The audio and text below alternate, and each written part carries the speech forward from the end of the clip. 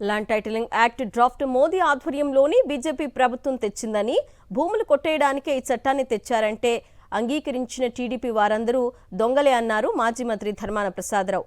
భూములు కొట్టేయడానికి రాజ్యాంగం అంగీకరిస్తుందా అని ప్రశ్నించారు. కేబినెట్లో ఉండే వ్యక్తే ఇలా మాట్లాడుతుంటే ఏ స్థితిలో ఉన్నారో అర్థం చేసుకోవచ్చా అన్నారు. ఈ చట్టం శాసనసభలో అప్రూవల్ అయింది. ఆనాడు కూడా తెలుగుదేశం పార్టీ శాసనసభ్యులు కూడా ఉన్నారు శాసనసభలో. మీరు చట్టం చూడలేదు ఆ రోజు? ఎందుకు శాసనసభలో మీరు దాన్ని బహిష్కరించలేదు?